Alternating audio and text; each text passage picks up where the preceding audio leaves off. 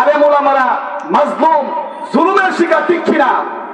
আজকে আমাদের দেশে অনেক আলেম ওলামা হক কথা বলার কারণে আল্লামা কাদের সাইফুল্লাহ সাহেব জেলে, আল্লামা আমির হামজা সাহেব জেলে, কাজী ইব্রাহিম সাহেব জেলে, মামুনুল হক সাহেব জেলে, কোরআনের পাখি আল্লামা হোসেন সাইদি সাহেব জেলে।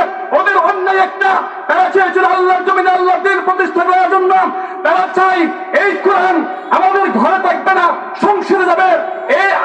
এই মানুষকে কোরআন দিকে আহ্বান করার কারণে আজকে হাক্কানি আলেমগণ জেলে বন্দী, ওদের উপর জুলুম করা হচ্ছে, নির্যাতন করা হচ্ছে, ঠিক কিনা? আমরা বলতে চাই, যারা আলেমুল আমাদের উপর জুলুম নির্যাতন করছো, তোমরা অতীত ইতিহাস থেকে শিক্ষা নাও। যদি শিক্ষা না নাও, এখন সময় আছেন আলেমুল আমাদেরকে অনতি বিলম্বে মুক্তির ব্যবস্থা করে দেন। যদি শিক্ষা না নেন, তাহলে তারা নমরুদ সাদ্দাত আব্রাহা হস্তি বাহিনীকে রব্বুল আলামিন যেভাবে ধ্বংস করেছিলেন, তোমাদেরকেও সেভাবে ধ্বংস করবে, ঠিক কিনা? এজন্য কি করতে হবে? আমরা যতদিন বেঁচে থাকবো কোনদিন কারো প্রতি জুলুম করবো না এবং জুলুম সহ্য করবো না। আজকে বাংলাদেশের হক্কানি আলেমরা মাজলুম, জুলুমের শিকার, জুলুমের শিকার। আমাদেরকে এই বিরুদ্ধে সোচ্চার হতে হবে, অন্যের বিরুদ্ধে জেগে উঠতে হবে। বিশেষ করে যুব সমাজ যারা আছি, এদেরকে অগ্রণী ভূমিকা পালন করতে হবে। হকের দিকে মানুষকে আহ্বান করতে হবে। জুলুম, নির্যাতন, হত্যা, দর্শকরা বন্ধ করার জন্য যুব সমাজকে বুকের তাজা রক্ত ঢেলে দিতে হবে। যুব সমাজকে ভয় পেলে চলবে না, জেলকে ভয় পাওয়া যাবে না, জুলুম নির্যাতনকে ভয় পাওয়া যাবে না, ফাঁসিকে ভয় পাওয়া যাবে না। যারা প্রকৃত ইমানদার, প্রকৃত আল্লাহরা, এরা কখনো জুলুম, নির্যাতন, ফাঁসি, হত্যা, মামলা, গ্রেপ্তার একটা করে ভয় পায় না, ঠিক কিনা? আমি বলতে চাই, আলেমুল আমাদেরকে যদি এই বই দেখাও, রিমান্ডের বই দেখাও, ফাঁসির বই দেখাও, ব্যাঙ্গের আবার সর্দি কিসের? ব্যাঙ্গের যদি সর্দির বই দেখান, ব্যাঙ্গের খুব ভয় আছে। যারা ইমানদার তারা জানেন ইমানের পথ এটা একটা পিচ্ছিল পথ, বন্ধুর কঠিন পথ, কঠিন পথ পাড়ি দিয়ে জান্নাতে যেতে হবে, ঠিক কিনা? আর ইমানের পথ মানে পরীক্ষার পথ, আমাদেরকে পরীক্ষা দিয়ে জান্নাতে যেতে হবে। আল্লাহ তাআলার কাছে দোয়া করছে, আল্লাহ রাব্বুল আলামিন আমাদের সবাইকে ইমানি পরীক্ষায় উত্তীর্ণ হয়ে আমরা যাতে হকের দিকে মানুষকে আহ্বান করতে পারি। যতদিন বেঁচে থাকবো মানুষকে হকের দিকে আহ্বান করবো। আমরা জুলুম সহ্য করবো না, জুলুমের বিরুদ্ধে হুঙ্কার দিব। আল্লাহ রাসূল সাল্লাল্লাহু আলাইহি ওয়াসাল্লাম বলেছেন, জালিমের হাতকে চেপে ধরো, জালিমের হাতকে ভেঙে দাও। আমরা কারা কারা রাজি আছি জুলুমের বিরুদ্ধে হুঙ্কার দিতে, জালিমের হাতকে ভেঙে দিতে?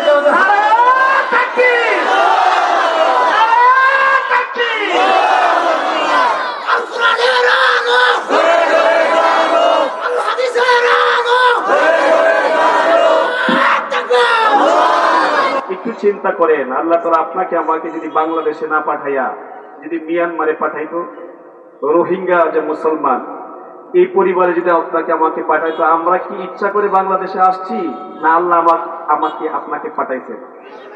আল্লাহ পাঠাইছেন। আবার আল্লাহ যদি আপনাকে আমাকে বাংলাদেশে না পাঠাইয়া যদি ফিলিস্তিনে পাঠাইতো, যদি ভারতে কাশ্মীরে পাঠাইতো, যদি চীনের উইগুরে পাঠাইতো, আজকে ভারতের মুসলমানদের, যারা ভারতের যে মুসলমানগণ নির্যাতিত, ফিলিস্তিনের মুসলমানগণ নির্যাতিত, কাশ্মীরের মুসলমানগণ নির্যাতিত, চীনের উইগুরের মুসলমানগণ নির্যাতিত। ওরা নামাজ পড়তে পারে না, আল্লাহকে ডাকতে পারে না, রোজা রাখতে পারে না। ওদের অন্যায় একটাই, তারা আল্লাহকে বিশ্বাস করে, পরকালে বিশ্বাসী। ওদের ধর্ম হল ইসলাম। এই জন্য তারা সুখে শান্তিতে আল্লাহকে ডাকতেও পারে না। আল্লাহ ইচ্ছা করলে আপনাকে আমাকে ওই পরিবারে তো পাঠাইতে পারে, কিন্তু আল্লাহ তাআলা অত্যন্ত মায়া করিয়া মহব্বত করে বাংলাদেশে পাঠিয়েছেন, যেখানে 90% মুসলমান। এটা কি আল্লাহর পক্ষ থেকে নিয়ামত নয়? নিঃসন্দেহে নিয়ামত। আল্লাহ তাআলা আপনাকে আমাকে মুসলমানের কুলে জন্ম দিয়েছেন, এটা একটা নিয়ামত। আমাদের নেতা হযরত মুহাম্মদ মুস্তাফা সাল্লাল্লাহু, এটাও আল্লাহ তাআলার নিয়ামত। আমাদের ধর্ম ইসলাম, এটা আল্লাহ তাআলার নিয়ামত। এই জন্য সবসময় আল্লাহ তাআলার নিয়ামতের কথা শুকরিয়া স্মরণ করে করে শুকরিয়া আদায় করতে হবে। আল্লাহ রাব্বুল আলামিন বলেন, তোমরা যদি আমার নিয়ামতের শুকরিয়া আদায় করো, তাহলে আমি আল্লাহ ওয়াদা করছি আমি তোমাদের প্রতি আমার নিয়ামতকে আরো বহুগুণে বৃদ্ধি করে দিব। সুবহানাল্লাহ। লা ইন শাকারতুম লা আযীদান্নাকুম ওয়া লা ইন কাফারতুম ইন্না আযাবি লাশাদীদ। রব্বুল আলামিন বলেন, গোলাম আমি তোমাদেরকে অসংখ্য গণিত নিয়ামত দিয়েছি, এই নিয়ামতের কথা স্মরণ করে করে যদি কৃতজ্ঞতা প্রকাশ করো, তাহলে আমি আল্লাহ তাআলা ওয়াদা করেছি তোমাদের প্রতি আমার প্রদত্ত নিয়ামতকে আরো বহুগুণে বৃদ্ধি করে দিব। ওয়ালাইন কাফারতুম ইন্না আযাবী লাশাদীদ, আর যদি আমার নিয়ামত পাওয়ার পরেও শুকরিয়া আদায় না করো, একটা অনুকূল পরিবেশ পেয়েছো, বাংলাদেশে জন্মগ্রহণ করেছো, তুমি যদি একটু চিন্তা করতা চীনের উইঘুরের মুসলমানদের কথা, এত সুন্দর পরিবেশে আসার পরেও যদি আমার নিয়ামতের শুকরিয়া আদায় না করো, আমার হুকুম না মানো, রাসূলের সুন্নাহ মোতাবেক জীবন গঠন এবং পরিচালনা করো, তাহলে জেনে রাখো ইন্না আযাবী লাশাদীদ, আমার আযাব বড় শক্ত, কঠিন, মজবুত, সুদৃঢ়। এজন্য কি করতে হবে? শুকরিয়া আদায় করতে হবে। শুকরিয়া আদায় করার অর্থ হলো আল্লাহর যত হুকুম আহকাম আছে সমস্ত হুকুম আহকামকে গুরুত্ব সহকারে পালন করা, আর যত নিষেধ আছে সমস্ত নিষেধ থেকে বিরত থাকা। এটা হলো আল্লাহর নিয়ামতের শুকরিয়া আদায় করা, ঠিক কিনা? আর শুধু মুখে মুখে বললাম আলহামদুলিল্লাহ, পুরাপুরি শুকরিয়া আদায় হবে না। শুকরিয়া আদায় তখনই হবে যখন আমার প্রত্যেকটা কাজ কর্ম সবগুলো আল্লাহর বিধান মোতাবেক হবে, ঠিক কিনা? আল্লাহ যা করেছেন, যা করতে বলেছেন করতে হবে, যা ছাড়তে বলেছেন তা ছেড়ে দিতে হবে। আল্লাহ তাআলা আমাদের সবাইকে তার কাঠি গোলাম হিসেবে কবুল করুক, সকলে আল্লাহুম্মা আমিন। সম্মানিত উপস্থিতি, আমি আপনাদের সম্মুখে পবিত্র কোরআনুল কারীমের আশ-শুআরা 42 নম্বর সূরা এবং আয়াত হলো 42 নম্বর আয়াত তেলাওয়াত করেছি। রাসূলের অসংখ্য অগণিত হাদিস থেকে ছোট্ট একটি হাদিস পাঠ করেছি, বুখারী এবং মুসলিম শরীফের হাদিস 3059 নম্বর হাদিস। এর উপর সংক্ষিপ্ত আলোচনা করব ইনশাআল্লাহ। ওয়া মা তাওফীকি ইল্লা বিল্লাহ। আমার আলোচনার বিষয় হলো জুলুম। কি জুলুম মানে কি? জুলুম আর জুলম আরবি শব্দ। জুলুম অর্থ অত্যাচার, নির্যাতন, নিপীড়ন করা। অন্যের উপর কি করা? জুলুম করা ভালো না খারাপ? অন্যের উপর জুলুম করা ভালো? খারাপ। তাহলে জুলুম করা যাবে না। আল্লাহ বলেন সূরাতুল বাকারা 279 নম্বর আয়াত, লা তাযলিমুনা ওয়া লা তুযলামুন, তোমরা অন্যের উপর জুলুম করিও না, তাহলে তোমাদের উপর জুলুম করা হবে না। তোমরা যদি অন্যের উপর জুলুম না করো, তোমাদের উপর কোনো জুলুম করা হবে। আর যদি জুলুম করি তাহলে আমাদের উপর কি করবেন? আল্লাহ জুলুম করবেন। কেবলকৃত আয়াতের অর্থটুকু এবং হাদিসের অর্থটুকু বলে আমি আমার মূল আলোচনায় চলে যাব ইনশাআল্লাহ। রব্বুল আলামিন বলেন, ইন্নামাস সাবিলু আলাল্লাযীনা ইয়াজলিমুনান নাস, কেবল তাদের বিরুদ্ধে ব্যবস্থা গ্রহণ করা হবে যারা মানুষের উপর অযথা জুলুম করত, মানুষকে জুলুম নির্যাতন করত, অত্যাচার করত, তাদের বিরুদ্ধে রব্বুল আলামিন কিয়ামতের দিন ব্যবস্থা গ্রহণ করবেন। ওয়ায়াবগুনা ফিল আরদি বিগাইরিল হক, এবং জমিনে অন্যায়ভাবে সীমা লঙ্ঘন করে বেড়াতো, তাদের ব্যাপারে রব্বুল আলামিন বলেছেন, উলাইকা লাহুম আযাবুন আলীম, তাদের জন্য রয়েছে যন্ত্রণাদায়ক শাস্তি। নাউযুবিল্লাহ বলেন, তাদের জন্য যন্ত্রণাদায়ক শাস্তি রয়েছে যারা মানুষের উপর অযথা জুলুম করত, নির্যাতন করত এবং জমিনে অন্যায়ভাবে সীমা লঙ্ঘন করে বেড়াইত। আল্লাহ তাআলা বলেছেন তাদের উপর, তাদের জন্য রয়েছে যন্ত্রণাদায়ক শাস্তি। হাদিসের অর্থটুকু বলি, নবী করিম সাল্লাল্লাহু আলাইহি ওয়াসাল্লাম বলেছেন, ওয়াত্তাকু দাওয়াতাল মাজলুম, তোমরা মাজলুমের বদদুয়া হতে নিজেকে রক্ষা করবে। ফাইন্না দাওয়াতাল মাজলুমি মুজাবা, কেননা মাজলুমের দোয়া আল্লাহ তাআলা ডাইরেক্ট কবুল করে নেন। আল্লাহ রাসূল সাল্লাল্লাহু আলাইহি ওয়াসাল্লাম বলেছেন, 3 প্রকারের ব্যক্তি আছে যারা দোয়া করলে ডাইরেক্ট আল্লাহ কবুল করেন। এর মধ্যে এক প্রকার ব্যক্তি হলো মাজলুম ব্যক্তি, যখন মাজলুম ব্যক্তি আল্লাহর কাছে ফরিয়াদ করে, আল্লাহ তাআলা তার দোয়াটাকে সাথে সাথে কবুল করে নেন। এই জন্য কি করা যাবে না? কারো উপর জুলুম করা যাবে না, অযথা জুলুম করা যাবে না। আল্লাহ তাআলা আপনাকে আমাকে পৃথিবীতে পাঠিয়েছেন আমল করার জন্য, নেক আমল করার জন্য। যদি নেক আমল করি তাহলে আল্লাহ তাআলা আমাদের জন্য পুরস্কারের ব্যবস্থা রেখেছেন। সেই পুরস্কার হলো নিয়ামতে ভরপুর জান্নাত। রব্বুল আলামিন বলেন, মানুষ তোমরা জেনে নাও তোমাদেরকে কেন হায়াত মওত দিয়েছি।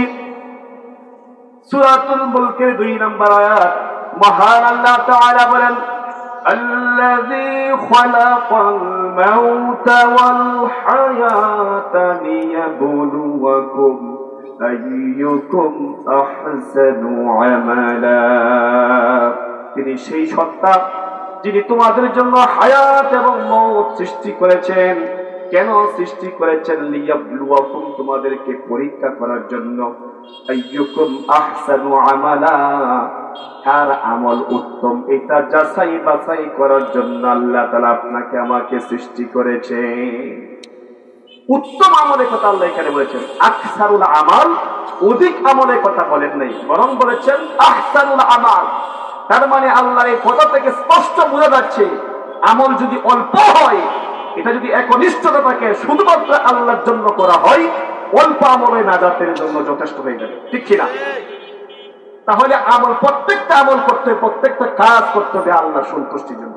আল্লাহ রাসূল সাল্লাল্লাহু আলাইহি ওয়াসাল্লাম বলেছেন, মান আহাব্বা লিল্লাহ ওয়া আবগাদা লিল্লাহ ওয়া আ'তা লিল্লাহ ওয়া বানাআ লিল্লাহ ফাকাদ ইসতাকমালাল ঈমান।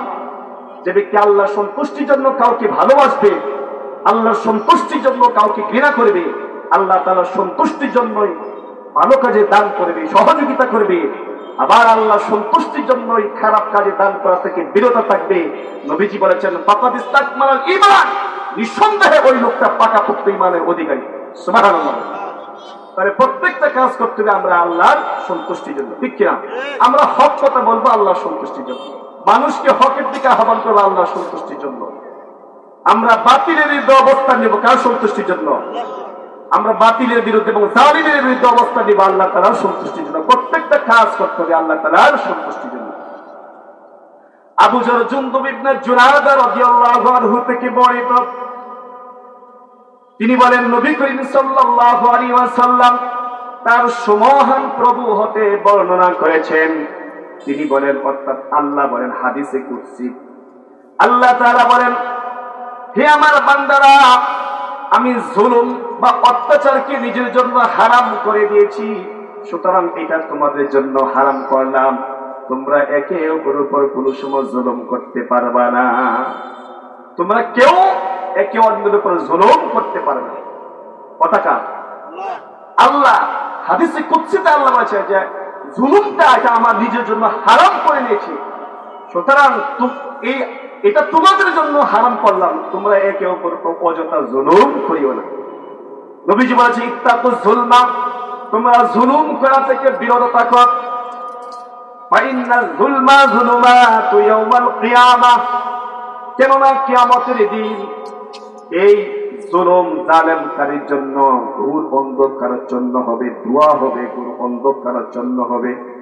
এই ঘোর অন্ধকারের জন্য হওয়ার কারণে সে কিচ্ছু দেখতে পাবে না, ডাইরেক্ট সে জাহান্নামী হয়ে যাবে। নাউজুবিল্লাহ। এই জন্য কারো উপর কি করা যাবে না? জুলুম করা যাবে না। আমরা অনেক সময় আমার ক্ষমতা আছে, উপরে হাত আছে, এই জন্য কি করি? দুর্বলের উপর জুলুম করি। ঠিক কিনা?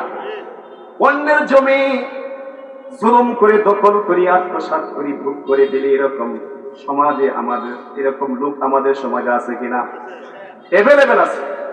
উপরে হাত আছে, নেতার সাথে হাত আছে, এমপির সাথে হাত আছে, মন্ত্রীর সাথে হাত আছে, গরিবের জমি কাগজে এসএস লাগায় কি করে? আত্মসাৎ করে। আবার যদি জমির জন্য যাই, এই জমি তো আমার, এমন ভয় দেখা, জনমের ভয় দেখা, সাবধান। যদি কয়েকদিন বাঁচতে চাস পৃথিবীতে, আর কথা বলিস না, একবারে চোখ দুটা খুললে ফেলবো। এরকম নেতা আমাদের সমাজে আছে কিনা? এরা নেতা না, শয়তানের দোষর। এরা নেতা না, এদের মধ্যে এদের চরিত্র ভালো নয়, যদি চরিত্র ভালো থাকতো তাহলে অন্যের জমি অবৈধভাবে দখল করতো না, ঠিক কিনা? গরিবের উপর জুলুম করতো না। আল্লাহ রাসূল সাল্লাল্লাহু আলাইহি সাল্লাম বলেছেন, মান আখাযা যুলমান মিনাল আরদি, মান আখাযা শিবরান মিনাল আরদি যুলমা, যে ব্যক্তি অন্যায়ভাবে অবৈধভাবে অন্যের জমি এক বিঘত পরিমাণ আত্মসাৎ করলো, আল্লাহ রাসূল সাল্লাল্লাহু আলাইহি সাল্লাম বলেছেন, ফায়ুতাওকুহু ইয়াউমাল কিয়ামাহ, কিয়ামতের দিন মিন সাবঈ আরদিনা, 7 সম পরিমাণ জমিন তার গলায় ঝুলিয়ে দেওয়া হবে। যতটুকু জমি সে অন্যায়ভাবে দখল করেছিল, ভোগ করেছিল, ততটুকু জমি 7 জমিন তার গলায় ঝুলিয়ে দেওয়া হবে। নাউজুবিল্লাহ। তাহলে অন্যের জমি যারা অবৈধভাবে দখল করছে, ভোগ করছে, এরা কি লাভবান না লসে আছে? নিঃসন্দেহে লসে আছে। আমরা বিভিন্ন ভাবে কি করি? জুলুম করে থাকি। জুলুম যাই করি না কেন, শেষ তো একটা ফায়সালা আছে। আল্লাহ কি করবেন? হাসরের মাঠে বিচার কায়েম করবেন না? হাসরের মাঠে ন্যায়ের মানদণ্ড স্থাপন করবেন। তখন তো সবাই কি করতে হবে? ধরা পড়তে হবে। রব্বুল আলামিন সূরা আম্বিয়ার 47 নম্বর আয়াতে মহান আল্লাহ তাআলা এই কথাটুকু বিশ্ববাসীকে জানিয়ে দিলেন, وَنَضَعُ الْمَوَازِينَ الْقِسْطَ لِيَوْمِ الْقِيَامَةِ فَلَا تُظْلَمُ نَفْسٌ شَيْئًا। আমি কিয়ামতের দিন হাসরের মাঠে ন্যায়ের একটা মানদণ্ড স্থাপন করব, সেদিন কারো উপর জুলুম করা হবে না।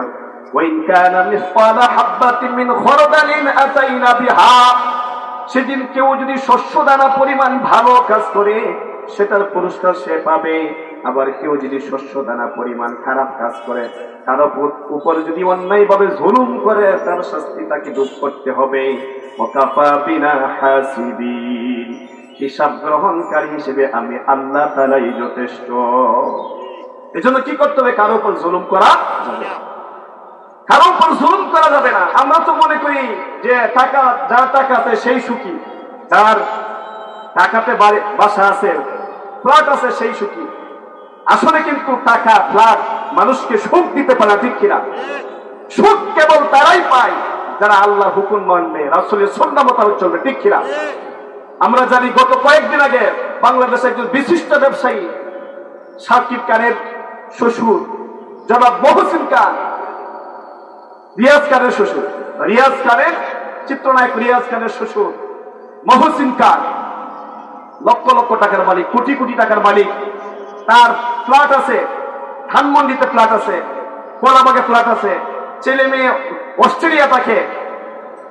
ওই লোকটা এবং লাইসেন্স একটা পিস্তল ছিল। এই পিস্তল লাইসেন্স করেছিল কিসের জন্য? যাতে এই পিস্তল দিয়ে নিজেকে আত্মরক্ষা করতে পারে, কোন শত্রু যাতে তাকে আক্রমণ না করে। আত্মরক্ষা করার জন্য, নিজেকে সেভ করার জন্য লাইসেন্স করেছিল এই পিস্তল। যে পিস্তল নিজেকে রক্ষা করার জন্য লাইসেন্স করেছিল, এই পিস্তল দিয়ে নিজেই নিজেকে আত্মহত্যা করেছে, ঠিক কিনা? অনেক টাকা পয়সা আছে, টাকা পয়সার অভাব নাই, এরপর তার মধ্যে শান্তি নাই। তার মানে এই ঘটনা থেকে বোঝা যাচ্ছে টাকা পয়সা মানুষকে শান্তি দিতে পারে না, বাসা বিল্ডিং এগুলো মানুষকে শান্তি দিতে পারে না। শান্তি দিতে পারে কেবল একটাই মাত্র জিনিস, সেটা হলো আল্লাহর হুকুম মানা, রাসূলের সুন্নাহ মোতাবেক চলা, ঠিক কিনা? এজন্য আমরা যতদিন বেঁচে থাকবো কারো উপর জুলুম করবো না। আমরা অনেক ভাবে জুলুম করে থাকি। মানুষকে আল্লাহ তাআলা সৃষ্টি করেছেন, এই মানুষই আল্লাহর উপর জুলুম করে, ঠিক কিনা? কেমনে জুলুম করে? বান্দা কর্তৃক আল্লাহর উপর সবচেয়ে বড় জুলুম যেটা আল্লাহ তাআলা বলেছেন সেটা হলো শিরক। হযরত লুকমান আলাইহিস সালাম তার ছেলেকে অনেক উপদেশ দিয়েছিলেন, এর মধ্যে একটা উপদেশ ছিল, ইয়া বুনাইয়া লা তুশরিক বিল্লাহ, হে আমার কলিজার টুকরা সন্তান, তুমি আল্লাহর সাথে কখনো শরীক বা অংশীদার সাব্যস্ত করতে পারবে না। ইন্নাশ শিরকা লা যুলমুন আযীম, কেননা শিরক হলো সবচেয়ে বড় জুলুম। আল্লাহ তাআলা বলেছেন, এই বান্দা, পৃথিবীতে আমার যত বান্দাগণ আছে, সমস্ত বান্দাগণ যতই পাপ করুক না কেন, মৃত্যুর আগে যদি কাছে দিলে তওবা করতে পারে, আল্লাহ তাআলা ইচ্ছা করলে তার তওবা কবুল করে সব গুনাহ মাফ করে দিবেন। কিন্তু একটা গুনাহ আছে, যদি তওবা ব্যতীত লোকটা মারা যায়, আল্লাহ তাআলা ওই গুনাহ কখনো ক্ষমা করবেন না। ঠিক কিনা? সেটা হলো শিরক। এজন্য কি করা যাবে? আল্লাহর সাথে শরীক বা অংশীদার সাব্যস্ত করা যাবে না। বিভিন্নভাবে আমরা শরীক বা অংশীদার সাব্যস্ত করে থাকি। অনেক সময় কি করি আমরা? পীরের দরবারে অনেক সময় কি করি? বিভিন্ন মাঝারে মানবকে, এটা এক প্রকার শিরক। আল্লাহ তাআলা বলছেন আল্লাহর ইবাদত করার পরে পিতা মাতার খেদমত করার জন্য। আমাদের মাঝে এরকম অনেক লোক আছে যারা মুসলমানের সন্তান, পিতা মাতার খেদমত বাদ দিয়ে বাবার দরবারে যায় বাবার খেদমত করার জন্য। ঠিক কিনা? এটাও এক প্রকার শিরক। ছেলে মেয়ের জন্য, ব্যবসায় উন্নতির জন্য, চাকরি পাওয়ার জন্য বাবার দরবারে দৌড়াদৌড়ি করে, এরকম অনেক লোক আছে কিনা? সবগুলা কি শিরক। এজন্য আল্লাহ তাআলার সাথে কখনো শরীক বা অংশীদার সাব্যস্ত করা যাবে না। আল্লাহ বলছেন ইন্না শিরকা লাযুলমুন আযীম, নিশ্চয়ই শিরক হলো সবচেয়ে বড় জুলুম, যেটা আল্লাহ তাআলা কখনো ক্ষমা করেন না। এরপরে আরেকটা শিরক হলো জেনে শুনে সত্যটাকে গোপন রাখা। জেনে শুনে কি করা? একটা সত্য ঘটনা, সত্য কথা, এটাকে যারা গোপন রাখবে, এটা এক প্রকার শিরক। দলিল দেন রব্বুল আলামিন সূরাতুল বাকারার 140 নম্বর আয়াতে বলেছেন ومن أظلم ممن كتم شهادة عنده من الله, তার চাইতে বড় জালিম আর কে হতে পারে? তার চাইতে বড় জালিম আর কে হতে পারে যার কাছে আল্লাহর পক্ষ থেকে সত্য সাক্ষ্য উপস্থিত থাকার পরও জেনে শুনে এই সত্যটাকে গোপন করে, সত্য কথা বলে না। এই জন্য যদি সত্য কথা বলে তার চাকরি চলে যেতে পারে, তার উপর বিপদ আপদ আসতে পারে, গ্রেপ্তার হইতে পারে, রিমান্ডের নির্যাতন সহ্য করতে হবে। এই ভয়ে অনেক লোক আছে সত্য কথা বলে না। আমাদের সমাজে এরকম লোক আছে কিনা? আল্লাহ তাআলা বলেছেন যারা জেনে শুনে সত্য কথা বলবে না, আল্লাহ বলছেন এটা এক প্রকার জুলুম। এই জন্য কোন অবস্থাতে আমরা যতদিন বেঁচে থাকবো সব সময় কি কথা বলতে হবে? সত্য কথা বলতে হবে, হক কথা বলতে হবে। ঠিক কিনা? আল্লাহ রাসূল সাল্লাল্লাহু আলাইহি সাল্লাম বলেছেন তিনটা জিনিস মানুষকে রক্ষা করে আর তিনটা জিনিস মানুষকে ধ্বংস করে দেয়। কয়টা জিনিস মানুষকে রক্ষা করে?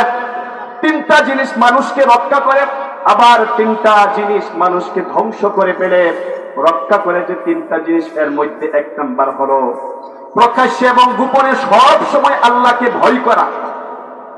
প্রকাশ্যে এবং গোপনে, মানুষের সামনে আমি যেভাবে আল্লাহকে ভয় করব, মানুষের আড়ালে গেল সেইভাবে আল্লাহকে ভয় করতে হবে। ঠিক কিনা?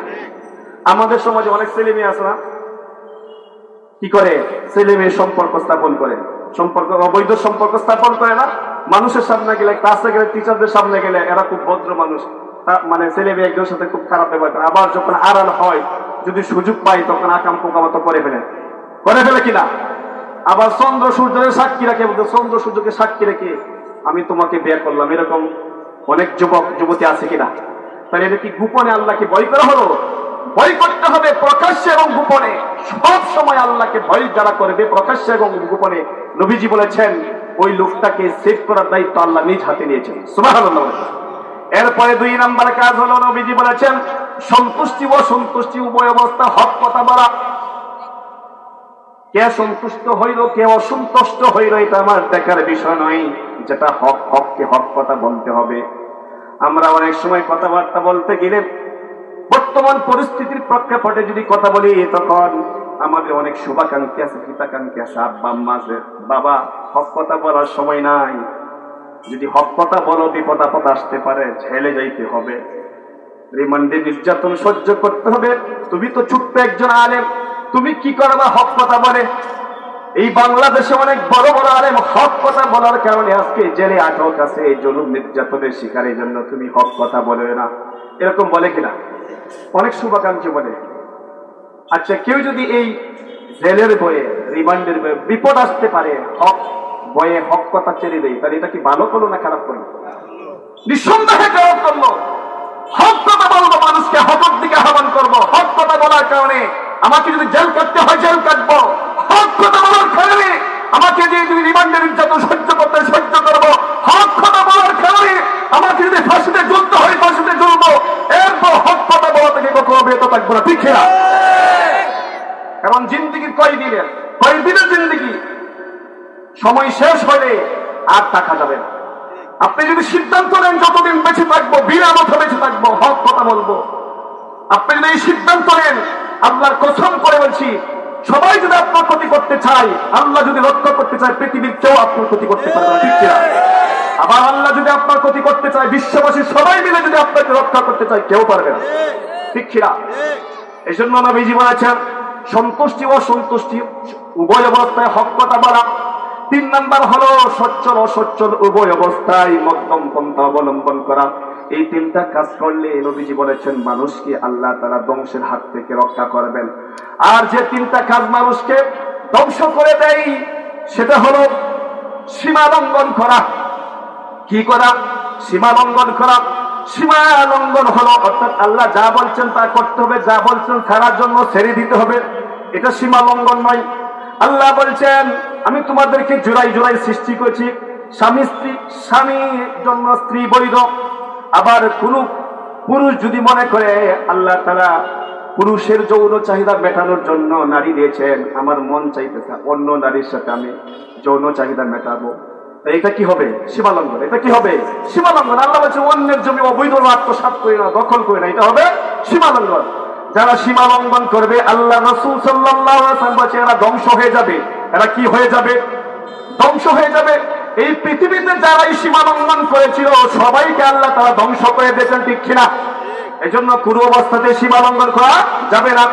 আল্লাহ তাআলা বলেন ফাআম্মা মান তাগা ওয়া আসারাল হায়াতাদ দুনিয়া ফাইন্নাল জাহিমা হিয়াল মাওয়া। যারা সীমা লঙ্ঘন করবে, দুনিয়ার জীবনটাকে পরকালের চাইতে বেশি প্রাধান্য দিবে, তাদের ঠিকানা হলো জাহান্নাম। নাউজুবিল্লাহ বলেন। এই জন্য কখনো সীমা লঙ্ঘন করা যাবে ঠিক কৃপণ ছিল, এই জন্য কৃপণতা ভালো। এরপরে নবীজি বলেছেন 3 নাম্বার হলো অহংকার করা।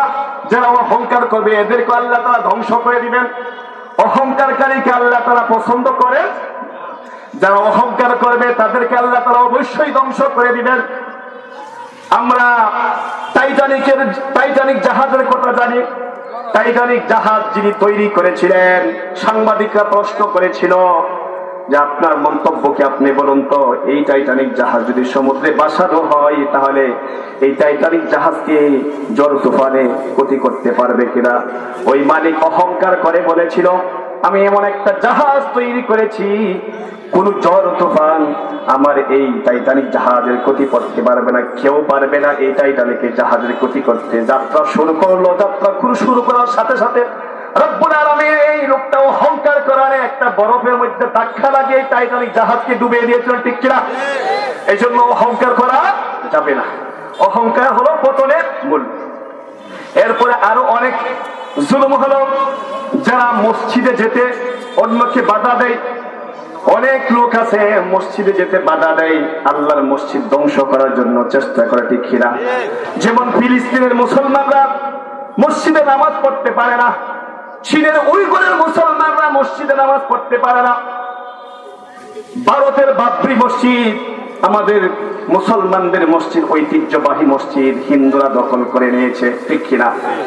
এজন্য আল্লাহ তাআলা বলেছেন সূরাতুল বাকারা 114 নম্বর আয়াত ومن أظلم ممن منع مساجد الله أن يذكر فيها اسمه وسعى في خرابها। আল্লাহ বলেছেন যারা মসজিদে গিয়ে আল্লাহকে ডাকতে, আল্লাহর ইবাদত করতে বাধা দিবে, এই মসজিদ ধ্বংস কাজে করার জন্য সহযোগিতা করবে, তারা হলো জালেম। নাউজুবিল্লাহ বলেন। তারা হলো অনেক বড় জালেম। সুতরাং কোন ব্যক্তিকে মসজিদে যেতে বাধা দেওয়া যাবে না, মসজিদ ভাঙ্গার কাজে সহযোগিতা করা যাবে না। যারা মসজিদ ভাঙ্গার কাজে সহযোগিতা করবে আল্লাহ তাআলা তাদেরকে ধ্বংস করে দিবে, ঠিক কিনা? এই জন্য কি করতে হবে? কোন অবস্থাতেই মানুষের উপর জুলুম করা যাবে না। যদি জুলুম করি সে যত বড় শাসক হোক না কেন, যত বড় ক্ষমতাশালী ব্যক্তি হোক না কেন, তার ধ্বংস অনিবার্য, ঠিক কিনা? আমরা নমরুদের কথা জানি, নমরুদের ইতিহাস আমরা সবাই জানি। নমরুদ ছিল অনেকজন প্রতাপশালী শাসক। সে নিজেকে খোদা দাবি করেছিল, ঠিক কিনা? সে নিজেকে খোদা দাবি করেছিল। ইব্রাহিম আলাইহিস সালামকে কত জুলুম নির্যাতন করেছে সে। ইব্রাহিম আলাইহিস সালামের যত অনুসারী ছিল তাদের উপর কত জুলুম নির্যাতন করেছিল। আল্লাহ তাআলা এই ঘটনাটুকু সূরাতুল বাকারার 298 আয়াতে তিনি বলে দিয়েছেন ألم تر إلى الذي حاج إبراهيم في ربه হে নবী তুমি কি ওই ঘটনা জানো, ওই ব্যক্তির ঘটনা সম্পর্কে অবগত আছো কিনা যে ইব্রাহিম আলাইহিস সালামের সাথে তর্ক করেছে তার রবের ব্যাপারে? সে ইব্রাহিম আলাইহিস সালামকে জিজ্ঞাসা করেছিল তোমার রবকে। ইব্রাহিম আলাইহিস সালাম বলেছেন ইয ক্বালা ইব্রাহিম রাব্বিয়াল্লাযী ইউহয়ী ওয়া ইউমীত। ইব্রাহিম আলাইহিস সালাম বলেছেন আমার রব হলেন তিনি যিনি জীবনের মালিক, মরণের মালিক, হায়াত মউতের মালিক যিনি, তিনি হলেন আমার রব। তখন নমরুদ বলেছিল আমিও জীবন মরণের মালিক, আমি ইচ্ছা করলে জীবন দিতে পারি আবার মৃত্যু দিতে পারি। কিভাবে? অর্থাৎ ফাঁসির রায়প্রাপ্ত একজন আসামিকে ইচ্ছা করলে আমি বাঁচিয়ে দিতে পারি, আবার একজন নির্দোষী ব্যক্তিকে সামনে এনে আমি হত্যা করতে পারি, আমার বিরুদ্ধে কেউ কথা বলতে পারবে না। সুতরাং আমিও জীবন মরণের মালিক। ইব্রাহিম আলাইহিস সালাম বলেছেন ক্বালা ইব্রাহিম ফাতি ফাইন্নাল্লাহা ইয়াতি বিশ-শামসি মিনাল মাশরিক। তুমি যেহেতু জীবন মরণের মালিক, আরেকটু ক্ষমতা কতটুকু আছে তোমাকে একটু টেস্ট করতে চাই, পরীক্ষা করতে চাই। আমার রব পূর্ব দিক থেকে সূর্যকে উদিত করিয়া পশ্চিম দিকে অস্তমিত করেন। ফাতি বিহা মিনাল মাগরিব, দেখি তুমি এটা উল্টাইতে পারো কিনা, পশ্চিম দিক থেকে উদিত করিয়া পূর্ব দিক থেকে অস্তমিত করতে পারো কিনা, দেখি তোমার কতটুকু ক্ষমতা আছে। তখন নমরুদ আর কথা বলতে পারে না। ফাবুহিতাল্লাযীনা কাফার, হতভম্ব হয়ে গেল, কথা বলার কোনো সাহস নাই, ধরা পড়ে গেল, যুক্তিতে হেরে গেল। এরপরেও সে ঈমান আনে নাই। এজন্য আল্লাহ তাআলা বলেছেন আল্লাহু লা ইয়াহদিল কওমাজ যালিমিন। আল্লাহ তাআলা এইরকম জালেম সম্প্রদায়কে কখনো হেদায়েত দেন না, ঠিক না? এই নমরুদ ইব্রাহিম আলাইহিস সালামকে আগুনে নিক্ষেপ করেছিল, কত জ্বালানি জ্বালাইছে, কি তার পাওয়ার ছিল, কি তার দাপট ছিল। যারাই তাকে রোধ মানত না সাথে সাথে তাকে হত্যা করে ফেলত। নাউযুবিল্লাহ বলেন। এত বড় শাসককে রব্বুল আলামিন আকাশ থেকে ফেরেশতা পাঠিয়ে সাইজ করেন নাই। কেমনে সাইজ করেছিলেন? ল্যাংড়া একটা মশা দিয়ে এত বিরাট প্রতাপশালী শাসককে রব্বুল আলামিন কি করেছিলেন? সাইজ করেছিলেন। তার নাকের ভিতর দিয়ে একটা ল্যাংড়া মশা ঢুকছে, তখন তার যারা ছিল সহযোগী ছিল এদেরকে বলতেছে মাথায় আঘাত করার জন্য, বের হইয়া বলতেছে আরো জুড়ে দে, বলতেছে না হচ্ছে না, জুতাতে বাড়িতে থাকে। এরপরে আল্লাহ তাআলা জুতার বাড়ি পাইছে, ঠিক না? জুতাতে বাড়িতে বাড়িতে বাড়িতে দম শেষ। তারপরে যারা সহযোগী ছিল এত বলতেছে যে জ্বালানি জ্বালাইছ আল্লাহর নবী ইব্রাহিম আলাইহিস সালামকে সুযোগ যেহেতু পাইছি, যেহেতু অর্ডার দিছ জনমের মাইর দেন, জুতাতে মারতে মারতে কি করছেন? সাইজ করে দিয়েছে, ঠিক না? সেই আল্লাহ এখন আছে কিনা? সুতরাং এখনো যারা মানুষের উপর জুলুম করবে এদের অবস্থা ভালো হবে না। এদের অবস্থা কি হবে না? ভালো হবে না। বর্তমান সময়ের জন্য বিশ্বের সবচেয়ে ক্ষমতাধর রাষ্ট্র আমেরিকা। এই আমেরিকা বুশের কথা আমরা জানি। বুশ যখন ইরাক দখল করেছিল, শত শত হাজার হাজার লক্ষ লক্ষ মুসলমানদেরকে অন্যায়ভাবে হত্যা করেছিল, তখন এই সবচেয়ে ক্ষমতাধর সবচেয়ে ক্ষমতাশালী ব্যক্তিকে রব্বুল আলামিন বেশি জুলুম করার কারণে এক সাংবাদিকের জুতার বাড়ি করেছেন, ঠিক না? সাংবাদিকের জুতা ইয়ে দিছিল না, সংবাদ সম্মেলন হয়েছিল। এত বড় শাসক, এই শাসককে সবচেয়ে ক্ষমতাশালী শাসককে জুতার বাড়ি পাইছেন আল্লাহ তাআলা। কে? আল্লাহ। এবং রিসেন্টলি কয়েক বছর আগে মিয়ানমারের অং সান সু চি রোহিঙ্গা মুসলমানদেরকে কচুর মতো কেটে হত্যা করেছে, তাদের প্রত্যেক ভূমি থেকে মুসলমানদেরকে উচ্ছেদ করেছে। বাংলাদেশ সরকার আশ্রয় দিয়েছে, সরকারকে এই জন্য ধন্যবাদ জানাই। এই রোহিঙ্গা অং সান সু চি মুসলমানদেরকে অন্যায় হত্যা করার কারণে জুলুম করতে করতে যখন সীমা লঙ্ঘন করে ফেললো, রব্বুল আলামিন বললেন তোর আর রক্ষা নাই, তোকে জেলে আটক করে রাখবো, ঠিক না? এখন সে জেলে আটক আছে কিনা? একটু জিকির করেন, লা ইলাহা ইল্লাল্লাহ, লা ইলাহা ইল্লাল্লাহ, লা ইলাহা ইল্লাল্লাহ, লা ইলাহা ইল্লাল্লাহ, লা ইলাহা ইল্লাল্লাহ, লা ইলাহা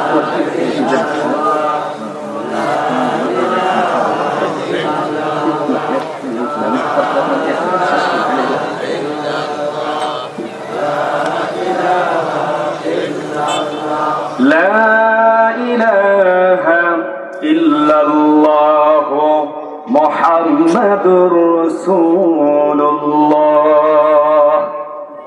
বাংলাদেশের এক তথ্যমন্ত্রী আছেন না, তথ্যমন্ত্রীর নাম নাকি টাকলা মুরাদকে মন্ত্রিত্ব দিয়েছিলেন কে দিয়েছিলেন? আল্লাহ যখন বেশি বাড়াবাড়ি করলো, জুলুম মানে করতে করতে সীমা যখন লঙ্ঘন করে ফেললো, সে বলতেছে রাষ্ট্রধর্ম ইসলাম সংবিধানে রাখবো না। আল্লাহ বলেন তোরে রাখতাম না, তোরে আমি বেজ্জতি করে দেবো, ঠিক কিনা? এই জন্য কি করতে হবে? যারা ক্ষমতায় বৈশা মনে করে আমরা চিরস্থায়ী, কেউ আমাদেরকে ক্ষমতা থেকে হটাইতে পারবে না, এটা একবারে চরম ভুল ধারণা, ঠিক কিনা? ক্ষমতা বসানোর মালিককে মুহূর্তের মধ্যে আল্লাহকে, যারা আজকে বর্তমানে ক্ষমতা আছে লাথি মেরে ফেলে দিতে পারে, ঠিক কিনা? এই ক্ষমতা আল্লাহ আছে কিনা? قل اللهم مالك الملك تؤتي الملك من تشاء وتنزع الملك ممن تشاء। রব্বুল আলামিন বলেন, ও নবী আপনি বলে দিন, قل اللهم مالك الملك, সকল মালিকের মালিক হলেন আল্লাহ, তুতিল মুলক মান তাশা, আল্লাহ যাকে ইচ্ছা মালিকত্ব দান করেন, ওয়া তানজিউল মুলক মিম্মান তাশা, আবার যার থেকে ইচ্ছা আল্লাহ তারা মালিকত্ব কেড়ে নেন, ঠিক কিনা? সুতরাং ক্ষমতায় বসে এরকম ভাবার কোন সুযোগ নাই। ক্ষমতা বসছি নামাইতা, ক্ষমতা তাকে কেউ নামাইতে পারবে না। মুহূর্তের মধ্যে আল্লাহ তারা ইচ্ছা করলে যে কোনো শাসককে ক্ষমতা থেকে নামাইতে পারে, ঠিক কিনা? এরপরে আমরা আরো জানি, মুসা আলাইহিস সালাম যখন ফেরাউনের কাছে দাওয়াত নিয়ে গিয়েছিলেন, ফেরাউন একজন এমন শাসক ছিল যে নিজেকে খোদা দাবি করেছিল। সে বলেছিল আনা রব্বুকুমুল আ'লা, আমি হইলাম সবচেয়ে বড় রব। নাউজুবিল্লাহ বলেন। ফেরাউন কত জ্বালানি জ্বালাইছে আল্লাহ নবী মুসা আলাইহিস সালামকে, কত জ্বালানি জ্বালাইছে। স্বপ্ন দেখছে যে বনি ইসরাইলের বংশে এমন এক সন্তান জন্মগ্রহণ করবে যার হাতে তার ক্ষমতা চলে যাবে, তার ক্ষমতা আছে। এই জন্য সিদ্ধান্ত নিয়েছে, গর্ভবতী যত মহিলা আছে বলছে রাষ্ট্রীয়ভাবে দেখাশোনা করা হবে। তালিকা করা হলো, যে সমস্ত মেয়েদের ছেলে হয়েছে, ছেলে হওয়ার সাথে সাথে নবজাতক শিশুকে হত্যা করে ফেলেছে। নাউজুবিল্লাহ বলেন। এইভাবে হাজার হাজার শিশুকে হত্যা করেছে। উদ্দেশ্য কি? যাতে অর্থাৎ কোন শিশু আমার ক্ষমতা কেড়ে নেই। আল্লাহ তাকে সুযোগ দিয়েছিলেন। সীমা লঙ্ঘন করতে করতে যখন বেশি সীমা লঙ্ঘন করে ফেললো, আল্লাহ তাআলা কি করলেন? ইব্রাহিম আলাইহিস সালামকে, মুসা আলাইহিস সালামকে বললেন, হে মুসা তুমি তার কাছে দাওয়াত নিয়ে যাও। আল্লাহ তাআলা বলেন, হাল আতাকা হাদিসু মুসা, ও নবী তোমার কাছে কি মুসার সংবাদ পৌঁছে আছে? ইয নাদাহু রাব্বুহু বিল ওয়াদিল মুকদ্দাসি তুয়া, যখন আল্লাহ তাআলা মুসা আলাইহিস সালামকে তুয়ার উপত্যকায় ডেকেছিলেন। কি জন্য ডেকেছিলেন? তিনি বলেছেন ইযহাবু ইলা ফিরআউনা ইন্নাহু তাগা, তুমি ফিরআউনের কাছে দাওয়াত নিয়ে যাও, কারণ সে বড় সীমা লঙ্ঘন করে ফেলেছে। বনি ইসরাইলের নবজাতক হাজার হাজার শিশুকে অন্যায়ভাবে হত্যা করেছে। আমার আর সহ্য হচ্ছে না, তার কাছে শেষবারের মতো একটা সুযোগ, তুমি তার কাছে আমার দাওয়াত নিয়ে যাও, আমার মেসেজ নিয়ে যাও। তুমি বলো গে ফাকুল হাল্লাকা ইলা আন তাযাক্কা, হে ফেরাউন তুমি কি পুত পবিত্র হতে প্রস্তুত? যদি পুত পবিত্র হতে প্রস্তুত থাকো তাহলে আমি তোমাকে পবিত্র করে দিব। ওয়া আহদিয়াকা ইলা রাব্বিকা ফাতাখশা, এবং আমি কি তোমাকে আমার রবের পথ দেখাবো যাতে ওই রবকে ভয় করতে পারো। ফারাহুল আয়াতুল কুবরা, অতঃপর মুসা আলাইহিস সালাম অনেক নিদর্শন দেখাইলেন। ফাকাযযাবা ওয়াসা, সবগুলো সে মিথ্যা প্রতিপন্ন করলো এবং সীমা লঙ্ঘন করলো। মুসা আলাইহিস সালাম যখন ফেরাউনের কাছে দাওয়াত নিয়ে গেলেন, তখন ফেরাউন বলল, তুমি যে আল্লাহর নবী, একটা প্রমাণ দেখাও। সাথে সাথে লাঠি দিয়ে আঘাত করলেন, বিরাট বড় সাপ হয়ে গেল। তখন সে বলল, এটা তো জাদু, আমারও এরকম জাদুঘর আছে। ফেরাউন কি করলো? তার সকল জাদুঘরদেরকে দেখে আনলো। শত শত হাজার হাজার ছোট ছোট সাপ হয়ে গেল। ছোট ছোট সাপগুলো মুসা আলাইহিস সালামের দিকে তেড়ে আসতেছে তাকে আক্রমণ করার জন্য। আল্লাহ তাআলা বললেন, ও নবী তুমি ভয় পেও না, তোমার লাঠি দ্বারা আঘাত করো। লাঠি দ্বারা আঘাত করার সাথে সাথে বিরাট একটা সাপ হয়ে সমস্ত সাপকে গিলে ফেললেন। মুসা আলাইহিস সালাম জিতে গেলেন, ঠিক কিনা? এরপর আবার কথা, সে তো আমার চেয়ে, তুই তো আমার জাদুঘরের চাইতে আরো শ্রেষ্ঠ জাদুঘর। নাউজুবিল্লাহ, তোর প্রতি আমি কোনো সময় ঈমান আনবো না। কিন্তু তার জাদুঘর যারা ছিল, গরব যারা ছিল, সবাই কি করছে? ঈমান এনেছে। আলহামদুলিল্লাহ বলে।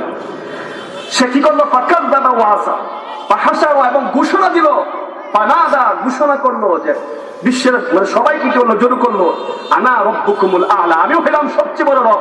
নাউজুবিল্লাহ বলেন। সে বলতেছে আনা রব্বুকুমুল আলা। নারে তাকবীর, নারে তাকবীর।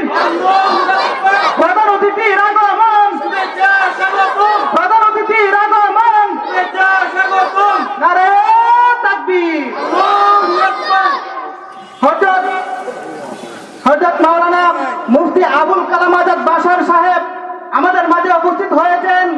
সম্মানিত উপস্থিতি, আমরা এদিক সেদিক এখনো যারা দাঁড়িয়ে আছি, দয়া করে স্ট্যান্ডারের নিচে বসে পড়ুন, শৃঙ্খলতা বজায় রাখুন। এ পর্যায়ে আমরা সবাই বলি আলহামদুলিল্লাহ। আমাদের কাঙ্ক্ষিত প্রধান মেহমান চলে আসছেন, সবাই বলি আলহামদুলিল্লাহ। আমরা ওনার আলোচনা মন ভরে, প্রাণ ভরে, দিল ভরে শুনবো।